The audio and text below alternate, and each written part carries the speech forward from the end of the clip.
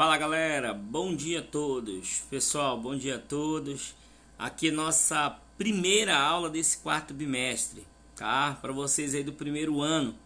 Eu já queria iniciar essa aula aqui falando para vocês aí devido a essa questão do apagão que nós tivemos no estado. Então essa semana nossas aulas serão gravadas, tá? Vamos ter nossas aulas gravadas.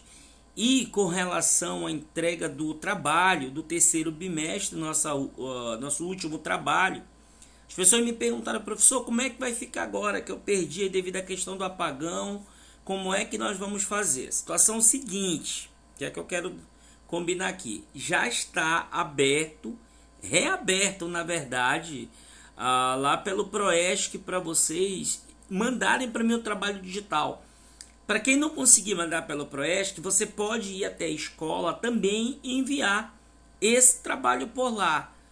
Você pode me enviar por lá esse trabalho e entregar lá na portaria que eu irei pegar dia 23, segunda-feira. Então o prazo final é até dia 23.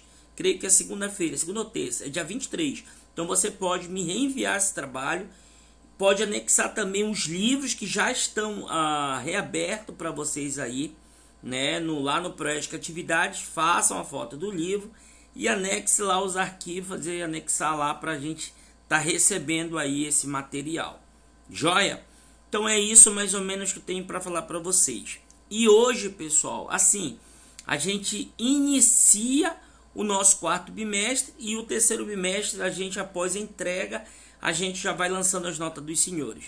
Mas, meus amigos, hoje a gente inicia nosso quarto bimestre com um conteúdo que é muito interessante, que é a hidrosfera. Hidrosfera é um conteúdo, a gente já estudou um pouquinho desses conceitos que formam a Terra, Então a hidrosfera é a camada líquida que compõe o globo terrestre. Hidro vem de água, esfera vem de planeta, Então é a água do planeta, toda a massa líquida que envolve o nosso planeta Terra.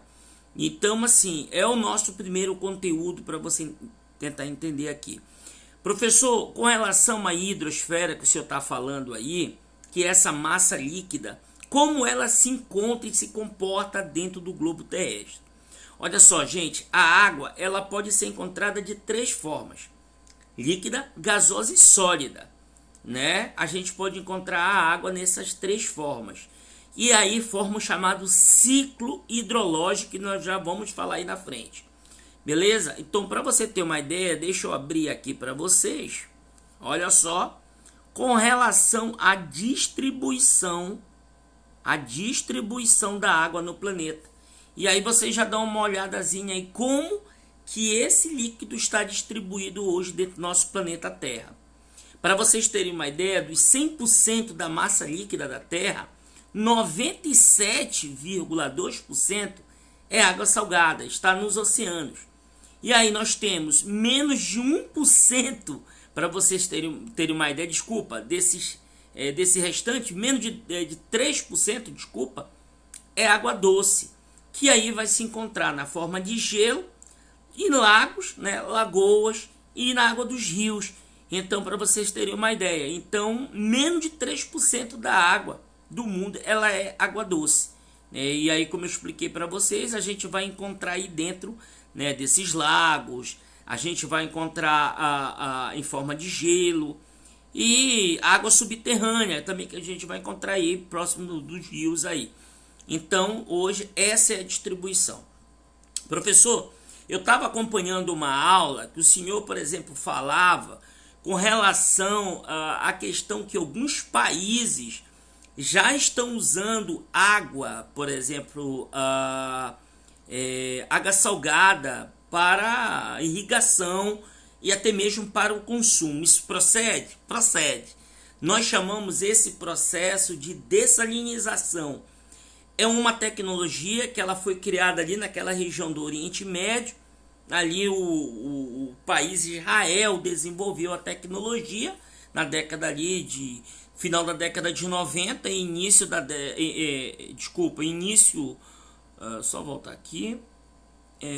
início dos anos 2000. Então foi uma tecnologia que foi desenvolvida e hoje ela chegou no mundo todo. Inclusive o Brasil tem essa tecnologia no Nordeste brasileiro. E aí essa tecnologia hoje ela vai ser muito importante, porque já se fala que, quem sabe para frente, daqui a 30, 40 anos, a água doce esteja faltando no globo terrestre e a água salgada iria servir aí para o consumo humano, né? A gente não se pode tomar água salgada devido a algumas consequências que essa água ela pode estar trazendo para nós. Mas que eu quero te dizer isso é que hoje a água ela se comporta de forma salgada dentro dos oceanos e alguns mares e o menos de 3%, 2,8% de água doce em forma de gelo, né, aí na região dentro de lagos e nas águas subterrâneas. Então a gente mais ou menos é dessa forma que se comporta essa distribuição da água do planeta. Com relação ao ciclo hidrológico, professor, o que é isso? O que é o ciclo hidrológico? É como se fosse o ciclo da vida. Você nasce, cresce e morre, né? Então, pois é, o ciclo hidrológico é as fases que a água processa. Por exemplo, a água líquida do lago, com alta temperatura, ela evapora, né? E aí de lá ela forma as nuvens e dispersa de novo. Então aí a água, por exemplo, esses três, que nós chamamos esses três processos, é a evapotranspiração. A água ela passa pelo chamado escoamento superficial. Quando ela cai da chuva, ela cai em forma de chuva no solo, ela vai escoando ali por cima da superfície. Nós chamamos de escoamento superficial. Em seguida, essa água ela infiltra, ela passa pelo processo de infiltração no solo. Então, são fases que a água ela passa, né? São aí três grandes fases que a água ela se comporta no chamado ciclo hidrológico. Ela sai do estágio líquido, ela evapora, formando nuvem e dispersão dessa água, tá? Em forma de chuva. Então, esse é o processo. Então, evapotranspiração, como eu vou colocar aqui para vocês, olha aí, é a água, né, das copas das árvores, dos lagos, né, represa, e aí quando essa água vai para a atmosfera. Então essa água ela vai em forma de vapor, se transforma, né, em área gasosa, se transforma como se fosse um gás, em seguida ela dispersa, né? E aí depois o escoamento superficial é quando essa água cai da chuva por cima da superfície e ela se acumula em um determinado local. E a infiltração é quando a água ela alcança os reservatórios. Agora uma coisa interessante você saber aqui, amigos, presta bem atenção que eu vou te explicar aqui. Já foi questão de vestibular. Com relação ao escoamento superficial, muito cuidado com isso. Quando esse solo está protegido, por exemplo, o solo está aqui, ó, a base do solo, e tem árvores em cima desse solo, a água ela infiltra mais no solo ou menos? Vamos lá, pense comigo. Você tem aqui o solo, tem as árvores aqui com as suas copas. A chuva está caindo em cima dessa copa. Quando a água cai no solo, ela absorve mais ou menos? Vamos lá? Quem respondeu o solo absorve mais com a vegetação, acertou. Acontece um fenômeno. Quando a água cai em cima da copa da árvore e cai com o solo, ela diminui a velocidade dela, da folha até o solo absorve de forma mais rápida. Esse fenômeno ele é conhecido como efeito splash. Efeito splash. Então, é a diminuição da água da chuva até o solo. Então, quando cai uma gotícula no solo, o solo absorve. Duas, vai caindo. Quando você tira essa vegetação, você desmatou, tirou, e a água está caindo direto em cima do solo, o que vai acontecer?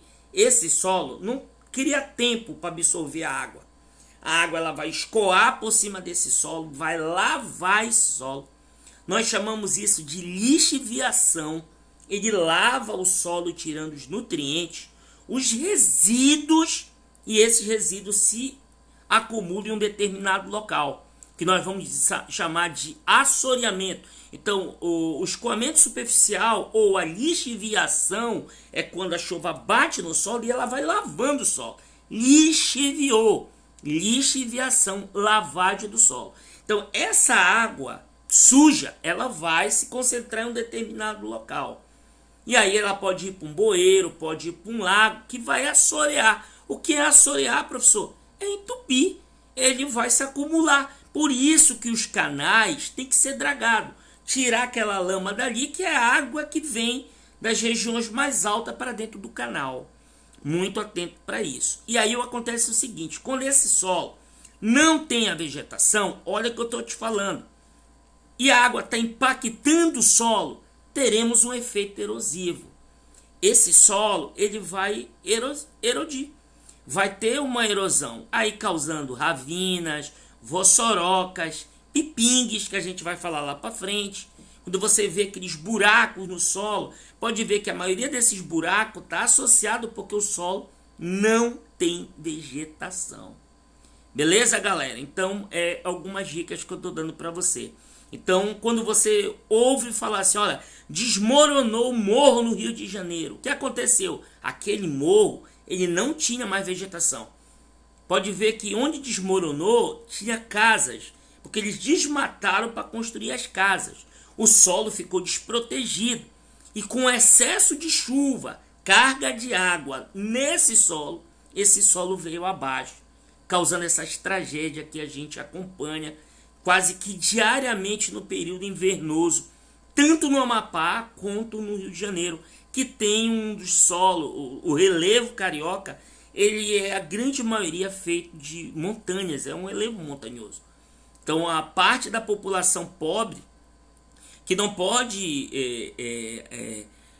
adquirir uma casa e um residencial, vai morar nessas áreas de morro, onde vem abaixo, devido a esse processo de chuva excessiva, sem a proteção do solo para ali enraizar, né? Fazer com que o solo fique mais firme e mais duro. E aí mantendo ali aquela região tão mais intacta, né? Como a gente está acompanhando aí. Então deu para entender? Então esse é o processo líquido que a gente está acompanhando aqui, tá? Com relação aos rios, que é para a gente encerrar nossa primeira aula de hoje. Olha só, gente, os rios, eles são de formações interessantes. Nós temos hoje alguns rios mistos, rios mistos. Eles são tanto alimentados quanto água da chuva, quanto água do derretimento da neve. Eu vou citar aqui um rio misto, o Rio Amazonas. O Rio Amazonas, ele é misto, ele não é de formação lacustre. Ou seja, o Rio Amazonas, ele nasce numa montanha, na Cordilheira dos Andes, no Peru. Então ele nasce do derretimento do gelo da montanha. E aquele derretimento cai, o solo peruano é rochoso, a água ela é cristalina e essa água se desloca para determinada região. Aí quando entra na Amazônia, o solo já é argiloso e aí a água fica barrenta. Tá? Então o Rio Amazonas ele é de origem mista, tanto do derretimento da neve quanto da água da chuva ele é alimentado. O que é um rio de formação lacustre? É quando o rio ele brota de um olho d'água que nós chamamos, né? Eu vou citar um exemplo aqui no Amapá, o Rio Araguari. O Rio Araguari ele nasce de formação lacustre. A água dele é do subsolo, subterrânea. Então ele sai dali o olho d'água e vai crescendo, vai formando até ele criar, né, aquela grande extensão que vai sair lá na foz, né, no Oceano Atlântico. Essa aqui são algumas situações que eu estou colocando para os senhores. Todo rio ele é formado por partes. Todo rio tem uma nascente. O que é a nascente, professor? É onde nasce o rio. Tá aqui, ó.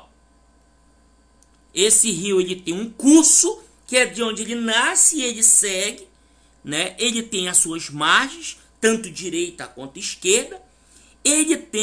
Alguns têm cachoeira, outros não. O que tem cachoeira são rios de planalto. O que não tem são rios de planície. Os rios de planície são os rios navegáveis. Os rios de planalto são onde são construídas hidrelétricas, que a gente vai falar lá para frente. Esses rios têm confluência e eles têm sua foz, que é onde é a saída da água.